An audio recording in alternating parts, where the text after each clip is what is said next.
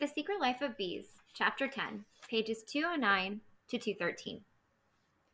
On the second morning of the vigil, long before the daughters arrived, even before June came downstairs, August found May's suicide note caught beneath the roots of a live oak, not 10 yards from the spot she'd died. The woods had buried it under fresh sprouted leaves, the kind that shoot up overnight.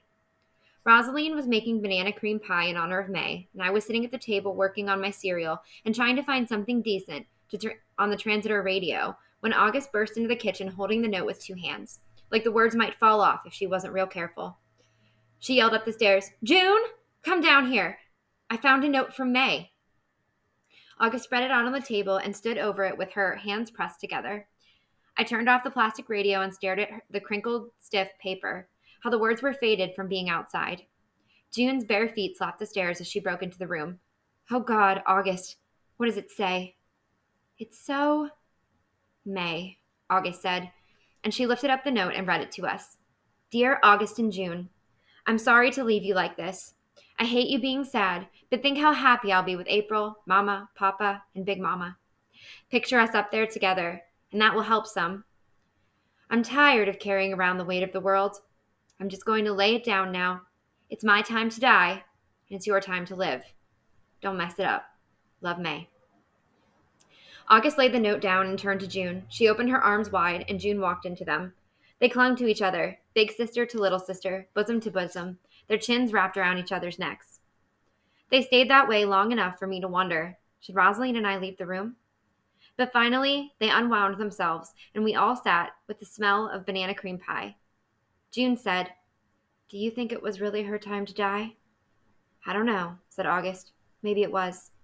But one thing May was right about is it's our time to live. It's her dying wish that we do that, June, so we need to see to it, all right?" "What do you mean?" said June. We watched August walk over to the window and put her hands on the countertop and gaze out to the sky. It was aquamarine and shining as taffeta. You had the feeling she was making a big decision. June said, "August, what?" When August turned back, her jaw was set. "I'm going to say something to you, June." She walked over and stood in front of her. "You've been halfway living your life for too long. May was saying that when it's time to die, go ahead and die. And when it's time to live, live. Don't sort of maybe live, but live like you're going all out, like you're not afraid." "I don't know what you're talking about," June said. "I'm saying marry Neil." "What?" "Ever since Melvin Edwards backed out of your wedding all those years back, you've been afraid of love, refusing to take a chance. Like May said, it's your time to live. Don't mess it up." June's mouth sat open in a wide circle, and not a word crossed her lips. Suddenly, the air was coated with the smell of burning. Rosaline flung open the oven and yanked out the pie to find every last meringue tip scorched. "We'll eat it like that," said August. "A little burn taste never hurt anybody." Every day for 4 days straight, we kept the vigil. August had May's note with her at all times, tucked in her pocket or slipped under her belt if she had on a no-pocket dress. I watched June, how she seemed quieter since August had lowered the boom on her about Neil. Not exactly sulking. Contemplating is more like it. I would catch her sitting beside the coffin, leaning her forehead against it, and you could tell she was doing more than saying goodbye to May. She was trying to find her own answers to things. One afternoon, August and Zach and I went to the hives and took off the black cloths. August said we couldn't leave them on too long, since the bees had memorized everything about their hive, and a change like that could make them disoriented. "They might not find their way home again," she said. Tell me about it, I thought. The daughters of May showed up each day just before lunch and sat in the parlor with May through the afternoon, telling stories about her. We cried a good bit also, but I could tell we were starting to feel better about saying goodbye. I only hoped May was feeling all right about it too. Neil stayed at the house nearly as much as the daughters and seemed downright confused the way June stared into his face.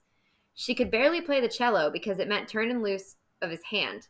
To tell the truth, the rest of us spent nearly as much time watching June and Neil as we did seeing May into the next life. On the afternoon that the funeral home came to pick up May for the burial, bees buzzed around the front window screens. As the coffin was loaded into the hearse, bee hum swelled and blended into the late afternoon colors: yellow, gold, red, tinges of brown. I could hear them humming at the gravesite, even though we were miles away in a black cemetery with crumbled markers and weeds. The sound carried on the breeze, while we huddled together and watched them lower May's coffin into the ground.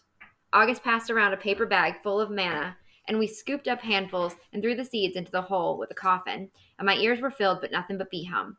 That night, in my bed, when I closed my eyes, bee hum ran through my body, ran through the whole earth. It was the oldest sound there was, souls flying away.